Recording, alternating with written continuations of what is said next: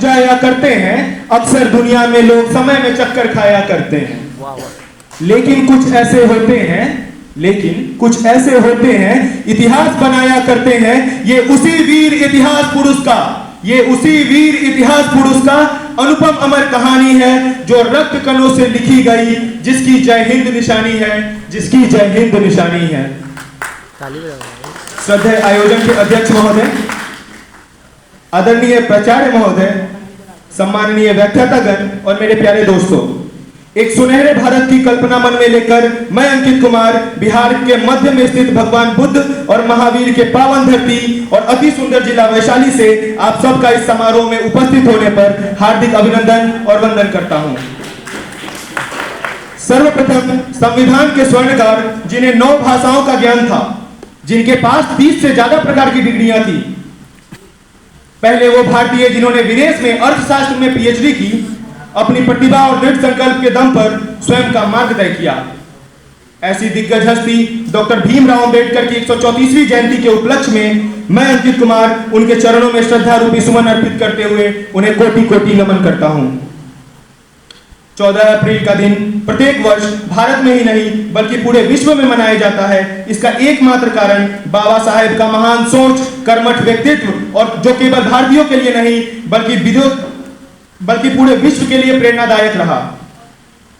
दोस्तों, दरअसल हम सब ने डॉक्टर भीमराव अंबेडकर के व्यक्तित्व को 2 खांचों या 2 तस्वीरों में रेखांकित करते हुए देखा है। पहली, जिसमें वे हाथ में संविधान लिए संविधान के रचयिता के रूप में, तो दूसरा दलितों के मसीहा, राष्ट्र नेता और आरक्षण वाले शख्स के रूप में। किसी इंसान को दर्द देना इतना आसान है जितना समुद्र में पत्थर फेंकना, और दर्द मिटाना उतना मुश्किल जितना समुद्र में फेंके हुए पत्थर को ढूंढना। तो ये पंक्ति से उनका जीवन का आकलन लगाया जा सकता है कि उन्होंने अपने जीवन में कितना संघर्ष, कितना पीड़ा, कितना दर्द सहा होगा। 14 अप्रैल 1991 मध्य प्रदेश के छोटे से गांव महू में उनका जन्म हुआ।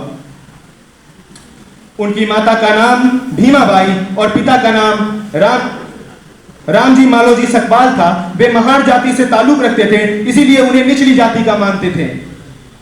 उस समय पूरा समाज उच्च वर्ग अर्थात ऊंची जाति, निम्न वर्ग अर्थात निचली जाति के सोच से जकड़ा हुआ था। निचली जाति वालों को भेदभाव, घृणा, छुआछूत की दृष्टि से देखा जाता था। निचली जाति वालों को ऊंची जाति वालों के कुएं से पानी तक लेने का अधिकार नहीं था। निम्न वर्ग के लोगों को आगे बढ़ने का अवसर नहीं दिया जाता था, और साथ ही साथ महिलाओं को घर से बाहर कदम रखने की इजाजत नहीं थी। ऐसी कई कुरीतियां समाज को दीमक की तरह खोखला कर रही थी। बाबा साहब, जो बचपन से ही बुद्धिजीवी, जिज्ञासु और दृढ़ संकल्पी रहे, उन्होंने छोटे कुल में पैदा होने के इस दर्द को बचपन से सहा। शिक्षा में उन्हें इतनी अधिक रुचि थी कि वे जब शिक्षा पाने स्कूल गए तो उन्होंने क्या देखा कि कक्षा में बैठने की अनुमति उनको नहीं दी जाती थी, उन्हें कक्षा के बाहर बैठाया जाता था। वहीं से उन्होंने अपनी शिक्षा प्राप्त की। ऐसा क्यों हुआ? क्योंकि वे निचली जाति से एवं दलित वर्ग से थे।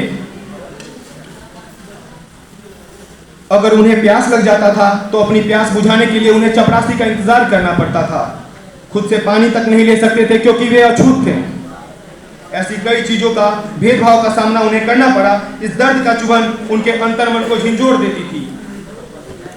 जब यह दर्द नासूर बन गया तब उन्होंने अपने इरादों को मजबूत किया और संकल्प लिया कि इस कुरीति को समाज से खत्म करना बहुत जरूरी है। भगवान ने इंसान को रचा और ये क्या, इंसान ने इंसान को बांट दिया। किसी भी व्यक्ति के साथ भेदभाव नहीं होना चाहिए, सभी को सम्मान मिले, समान अधिकार मिले, ऐसी उनकी सोच थी। यहीं से शुरू हुई उनकी लक्ष्य प्राप्ति की डगर। और फिर क्या, एक दिन ऐसा आया आजादी के बाद कि उनकी योग्यता को मद्देनजर रखते हुए उन्हें संविधान रचने का मौका मिला। कड़ी मेहनत के बाद उन्होंने मात्र एक दस्तावेज, एक लेखनी के माध्यम से उन्होंने संविधान रचा और सभी को सम्मान और समान अधिकार देते हुए भारत का नक्शा बदल दिया। इसीलिए तो इन्हें कहते हैं, जीवन भर जाति के नाम पर सहा अपमान, फिर भी रच डाला देश का संविधान। पूरी दुनिया के लिए पथ प्रदर्शक बाबा साहेब को कोटि कोटि प्रणाम। इनका पूरा परिचय जाने तो यह कहना उचित होगा कि देश की राजनीति पलटने वाला डॉक्टर भीमराव अंबेडकर, देश की महिलाओं को अधिकार दिलाने वाला डॉक्टर भीमराव अंबेडकर, भेदभाव और छुआछूत जैसी घिनौनी कुरीति को खत्म करने वाला डॉक्टर भीमराव अंबेडकर, हर व्यक्ति को समान अधिकार और सम्मान देने वाला डॉक्टर भीमराव अंबेडकर। आज डॉक्टर भीमराव अंबेडकर की जयंती 134वीं जयंती के पे हम न केवल उन्हें याद करें बल्कि उन्होंने जो सपना देखा था उसे भी पूर्ण करें।